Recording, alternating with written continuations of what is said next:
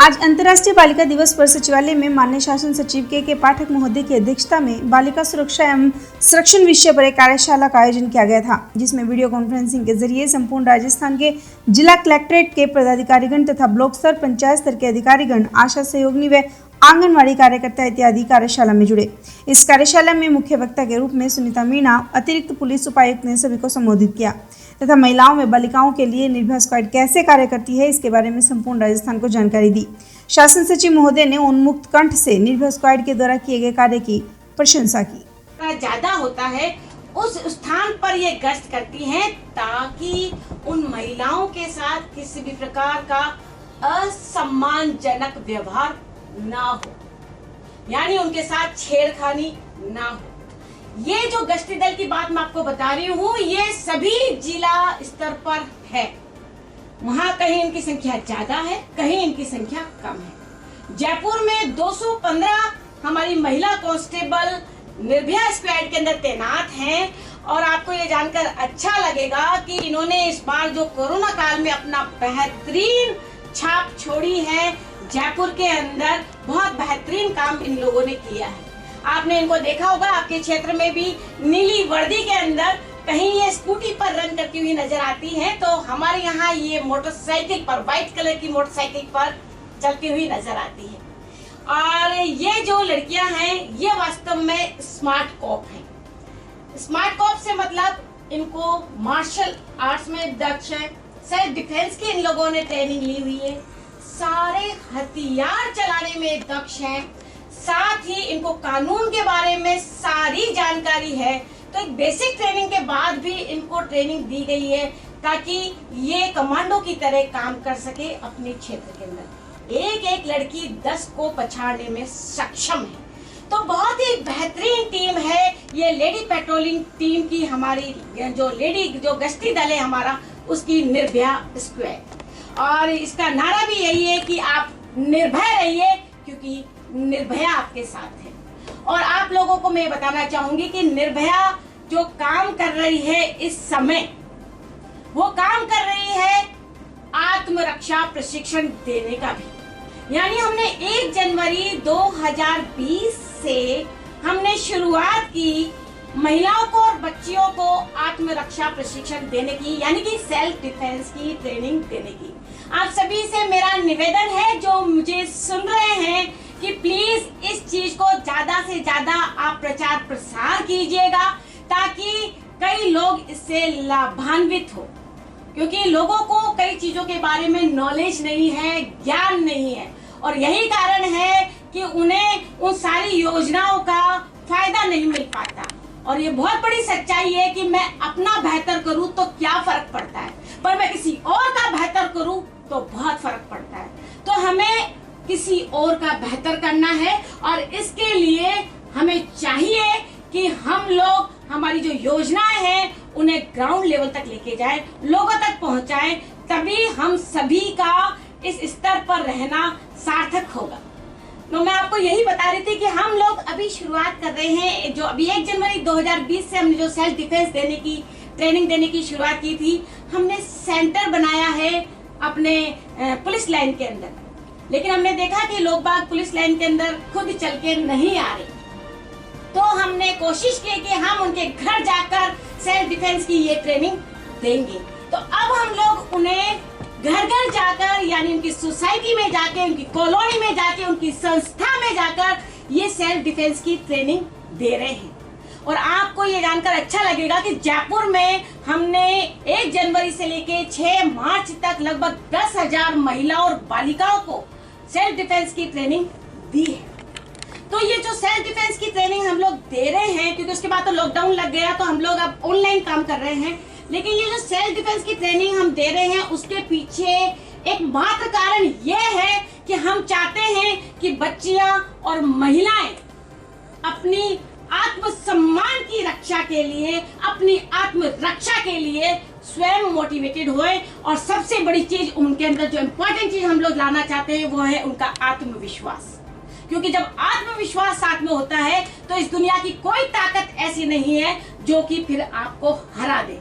तो आपका आत्मविश्वास मजबूत करने के लिए, क्योंकि जब आत्मविश्वास मजबूत होगा तभी मेरी बच्चियां, हमारी महिलाएं घर से बाहर निकलेंगी, कुछ करने के लिए ठानेंगी और देश के विकास में अपनी भागीदारी निभाएंगी।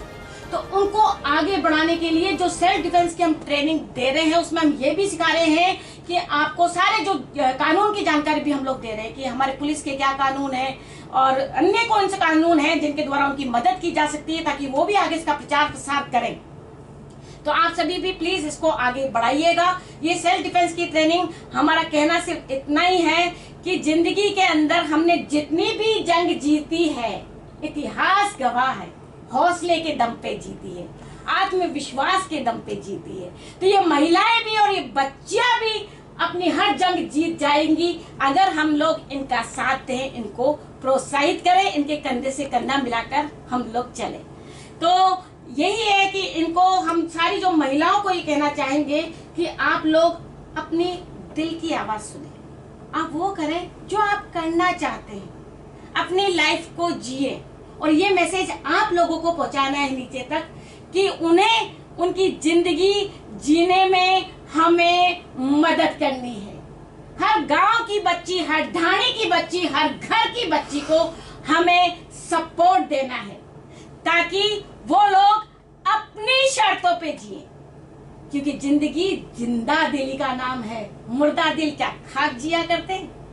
जिंदगी वापस नहीं मिलेगी। 84 योनियों के बाद अगर ये जिंदगी मिली है तो हमें चाहिए कि उस जिंदगी की कीमत हम लोग समझें और उन्हें समझाएं ताकि वो अपनी शर्तों पे जिए और वो कर सके जो वो करना चाहती है।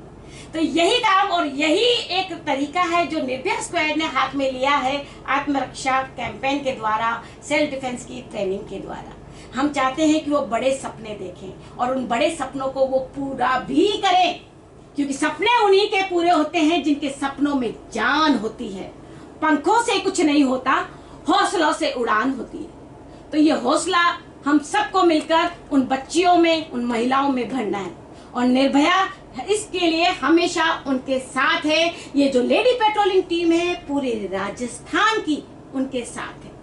इसके साथ ही मैं आपको ये भी बताना चाहूंगी कि हमारी जो निर्भया स्क्वाड है उसने अभी कोरोना काल में इतना शानदार काम किया है कि हम लोग क्योंकि अभी स्कूल बंद थे, आप लोगों को मैं बताना चाहूंगी निर्भया काम कैसे करती है। ये आपके क्षेत्र में भी जो लेडी पेट्रोलिंग टीम है वो काम कैसे करती है। वो ये काम करती है कि शाम को, सुबह तो वो 7 बजे से लेकर 2 बजे तक, फिर 2 बजे से लेकर रात को 9 बजे तक ये 2 पारियों में तैनात रहती है। और इनमें काम इनका ये रहता है कि सुबह 7 बजे ये हमारी बच्चों की सुरक्षा के लिए उनके स्कूल के, कॉलेज के गेट पर तैनात रहती है। हम सब चाहते हैं कि मेरी बच्ची सुरक्षित रहे। हम सब जने चाहते हैं कि अगर हमारे घर से कोई महिला या मेरी बेटी या मेरी बहन बाहर निकली है तो वो सुरक्षित रहे। और उनकी सुरक्षा के लिए ही उनके जो दरवाजे पर यानी कि स्कूल के गेट पर, जहां पर कि कुछ लोग ऐसे मिलते हैं जो उनके पर ताना कसते हैं या उनको परेशान करते हैं और जिनके चलते कई सारी गांव की बच्चियों ने पढ़ाई छोड़ दी, वो ना हो इसलिए हम लोग सुबह 7 बजे इनको तैनात करते हैं स्कूल के गेट पर और वहां चलाते हैं ऑपरेशन रोमियो और उठा के इन सारे रोमियो को बंद करते हैं।